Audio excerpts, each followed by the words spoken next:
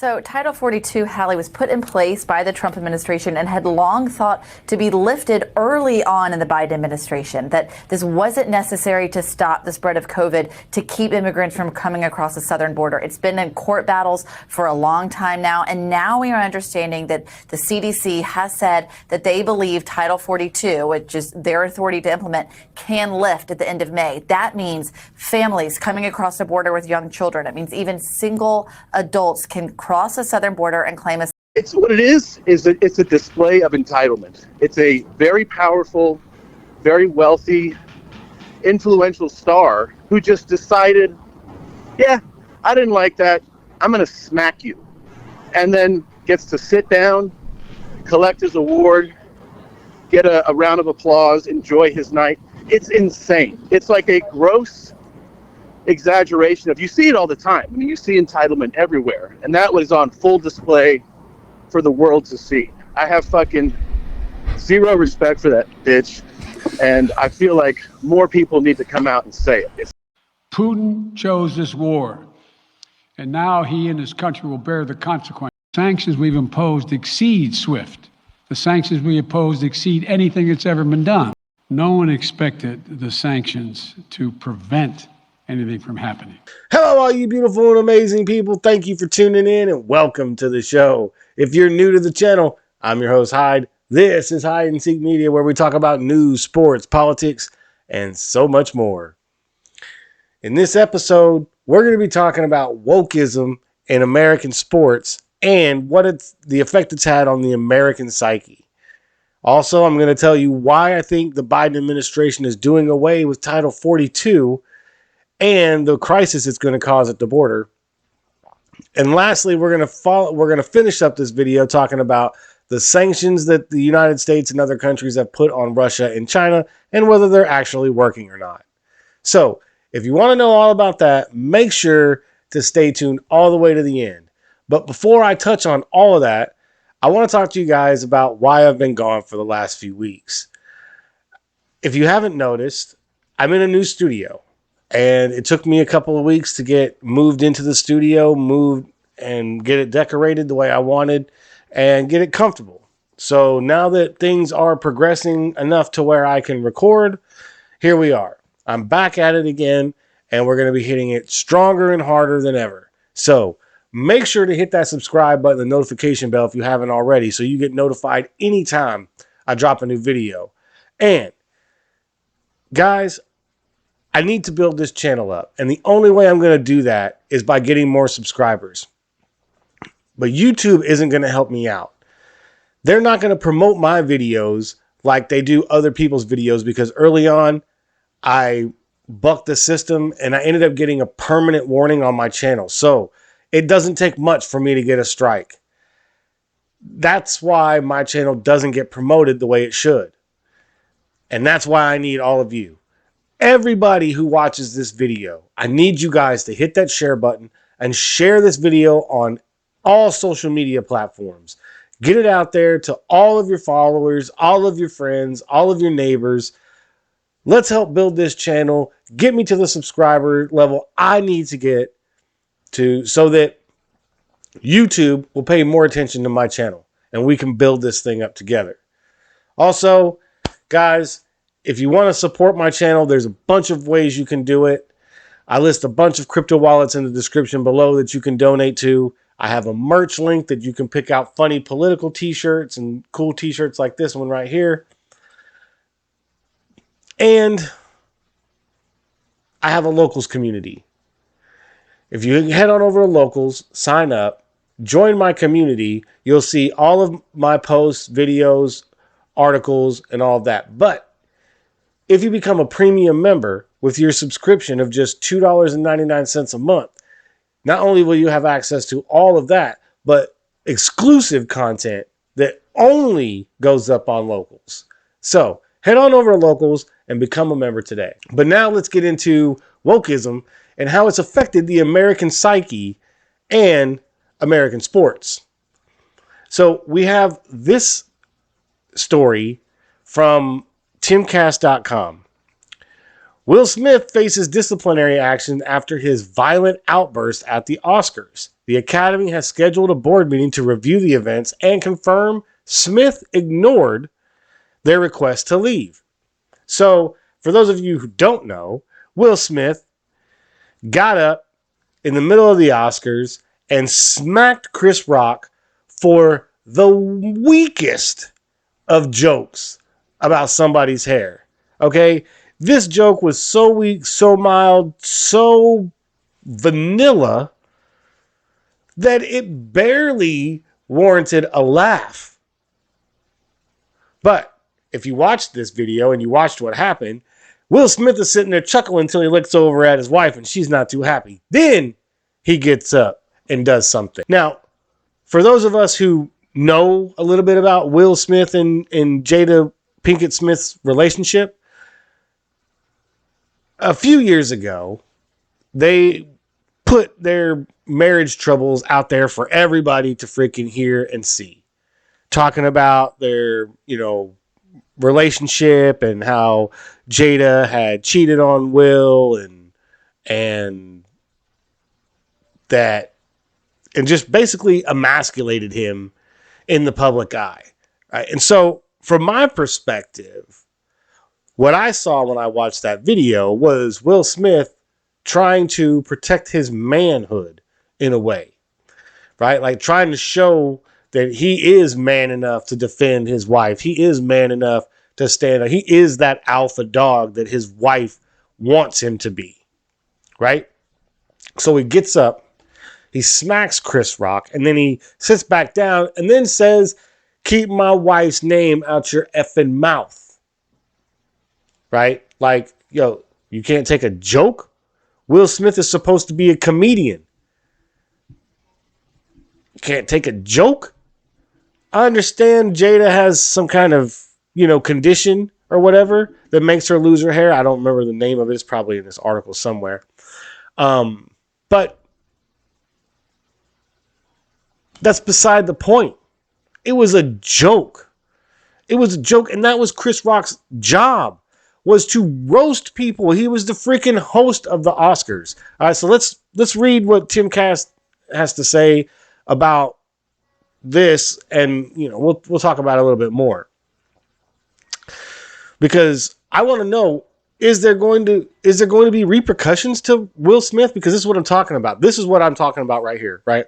So this slap is what I'm talking about when it comes to the wokeism and how it's affected the American psyche. Right? So Will Smith's ego was hurt when Jada emasculated him in front of the entire world.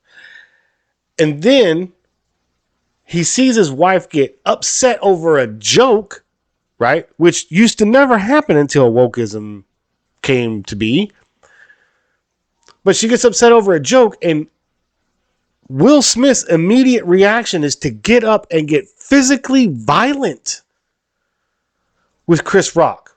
He didn't stand up and clown Chris Rock. He didn't stand up and say, "Hey man, don't appreciate it. You can stop now." Right? He didn't do any of that. He got up out of his seat, walked over, and smacked Chris Rock in the face. You know who else uses tactics like that? People like Antifa,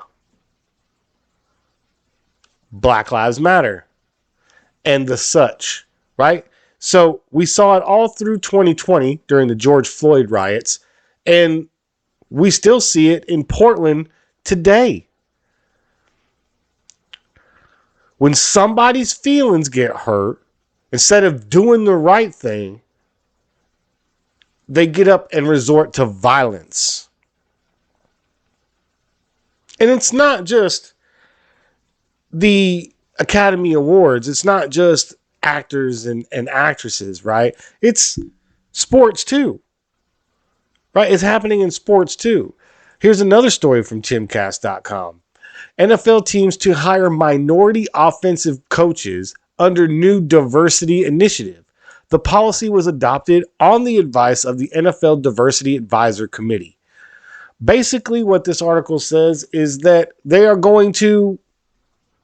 every team is going to be required to hire a minority offensive coach, whether that be LGBTQ, African American, Latino, whatever, right? But it is now a requirement. It's not who's the best fit for your coaching staff. It's not who's the best fit for your offense. It's not who's the best fit for your players. It's who checks that box. Come on. This is not how things should be run. We should not be doing this based on what you look like. We should be doing this based on what your qualifications are. We should be hiring NFL coaches based on their qualifications, not their skin color.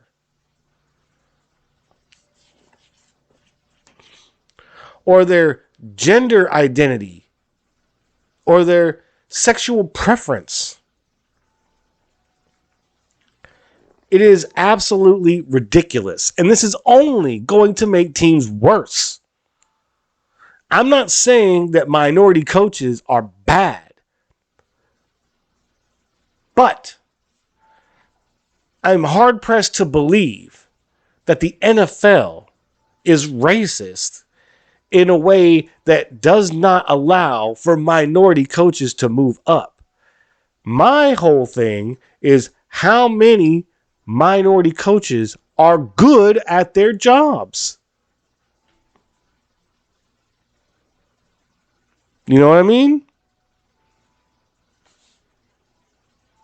Mike Tomlin still has a job. Been the head coach of the Steelers for what? 10 years? Longer than that.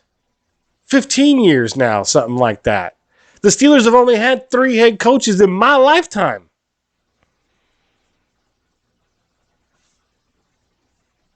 And Mike Tomlin is one of them. How is that? Maybe because he's a good football coach. And that's how he got to keep his job. Anybody ever think about that? Now, there are some minority coaches who were good coaches who were just saddled with bad teams and didn't get enough years to turn them around. Like Brian Flores. I firmly believe Miami made a big mistake in firing him. But, hey, I don't run the Miami Dolphins. This kind of stuff is just going to be detrimental to sports, right? Forcing teams to hire minorities or allowing transgender athletes to compete in sports is going to be detrimental to the sport. We've seen that in women's swimming with Leah Thomas, right? And that's why we have states like Oklahoma who are passing bills banning biological males from women's sports. We have this story from the Daily Wire. Oklahoma governor signs bill banning biological males from women's sports.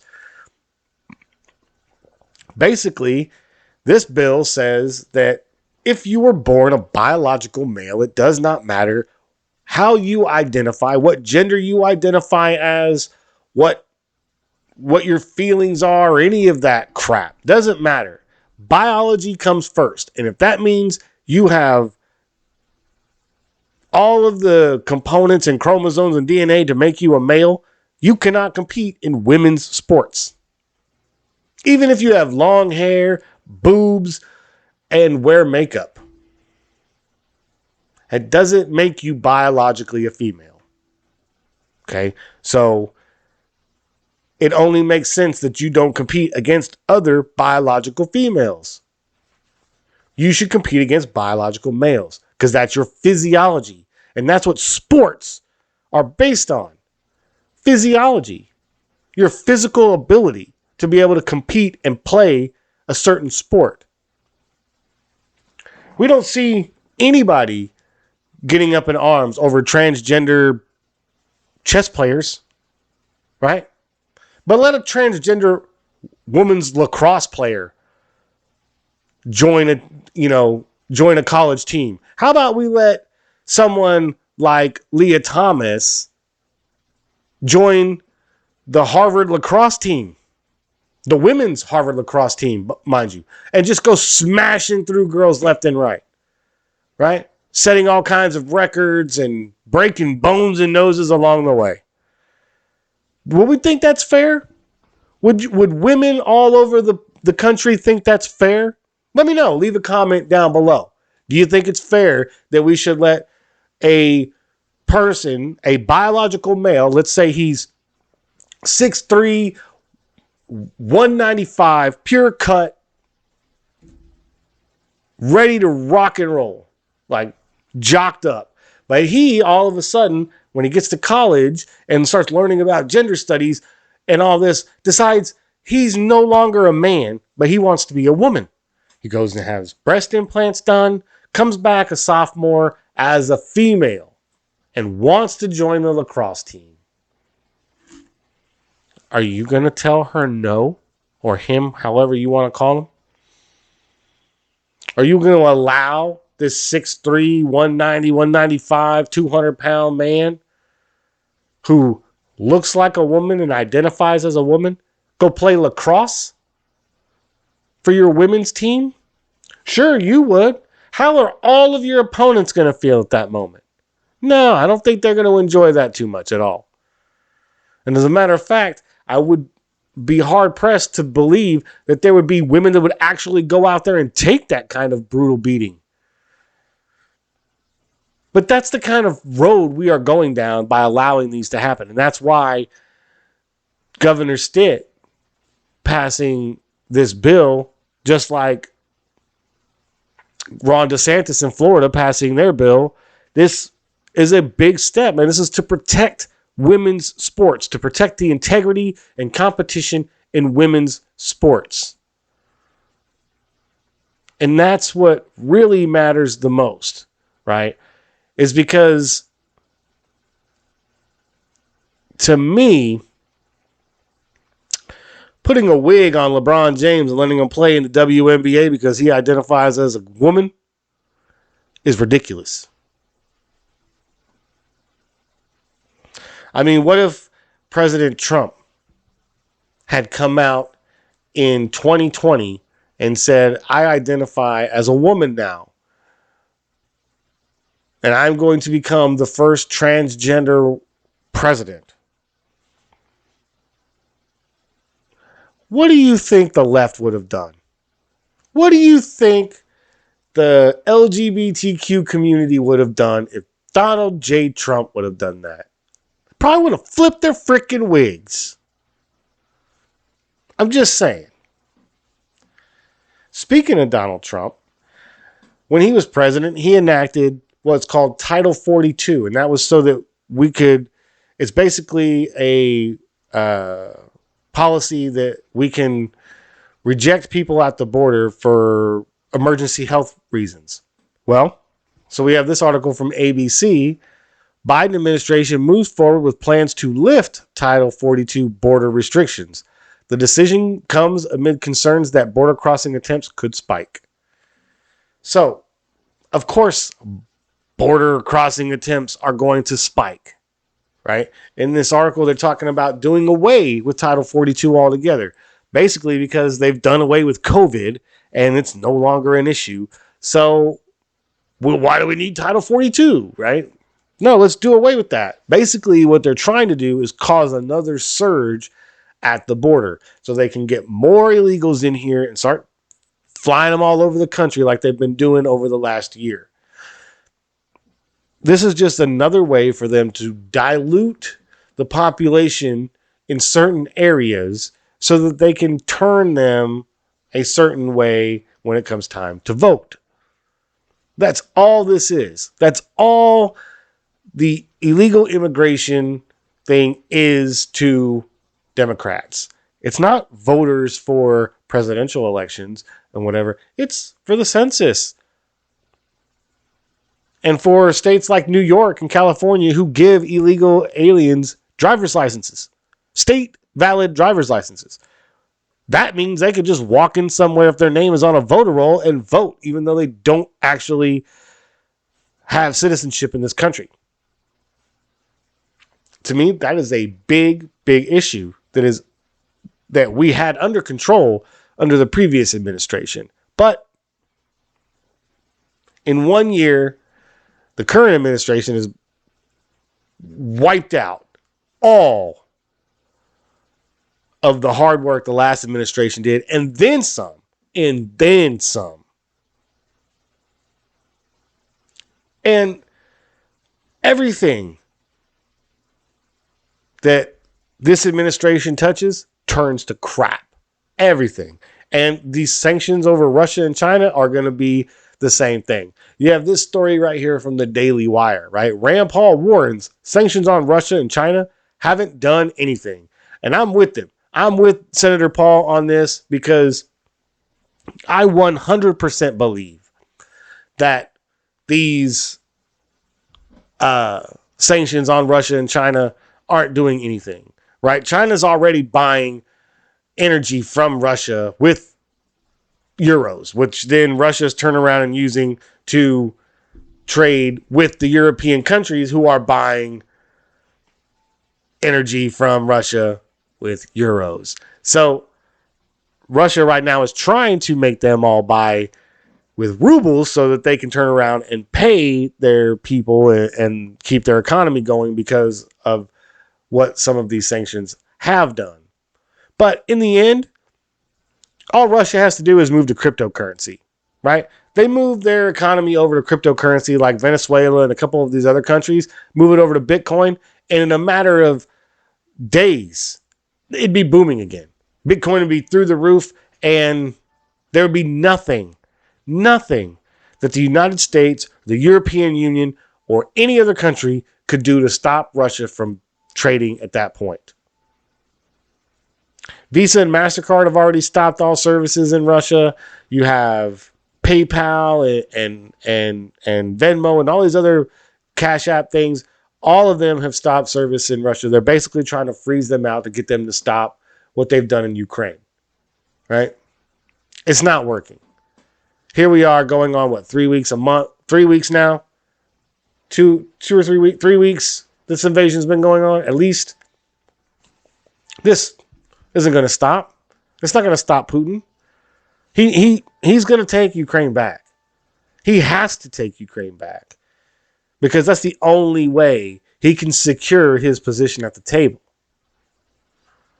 is by having complete control of the energy sector for all of Western Europe. And right now, he's doing a very good job of it. Very good job. So these sanctions, I don't know that they're actually going to do anything, right? Because Russia will find a way, especially when you have China as a trade partner. I really don't think the sanctions are going to hurt. They've hurt their economy a little bit, but that hasn't stopped them from doing what they're doing. And the minute China decides they want to take over Taiwan, Russia's going to have a field day because they can do whatever they want because now we are going to be completely stretched thin and have no idea what to do in that situation. Because this administration will flounder and screw it up just like they have before. And let me tell you guys, it's only going to get worse. Okay? There's that saying, weak times breed strong men. Strong men create good times. Good times create weak men. Weak men create hard times. Hard times create strong men, right? So we're in this cycle. My entire lifetime, we've been in the good times stage. My entire lifetime. It's been 80s, 90s, 2000s to now. In the 80s, we saw the death of communism, the Berlin Wall come down, right? And the end to the Cold War. Sound like all good things to me. In the 90s, we saw In the late 80s, you saw money markets and the stock market boom, right? And the whole Wall Street thing was a big deal, and it was all about making money in the 80s. In the 90s, we started getting into progressivism, and we started getting into political correctness. And then the slope just started getting steeper and steeper and steeper. Here we are. Here we are. In a hard time. And it's only going to get harder. What's going on in Ukraine, when China decides to take Taiwan, that'll kick off a world war, and we will have no choice but to get involved. And at that point, times are going to be very, very tough in this country. See, what people don't seem to realize is that the oil and gas production that we were doing in this country before this administration was making us energy independent so that we could keep our reserves in case something like a world war were to happen. Now we've completely stopped our energy production, are reliant on OPEC to continue to produce oil for us, and now we're tapping into our strategic reserves, with Biden talking about releasing 1 million barrels of oil a day. A day. Listen here, folks. If he does that and the next world war kicks off, gas prices will be $20 a gallon. You won't be able to afford to go anywhere, because they will need all the fuel they can produce to fuel our jets, to fuel our tanks, to fuel our boats that aren't nuclear powered. It's a no-win situation. And if you really want to dive deep into the weeds, all of this leads to 2030 in the New World Order. BlackRock buying up all the houses so that you won't own anything, you'll rent it.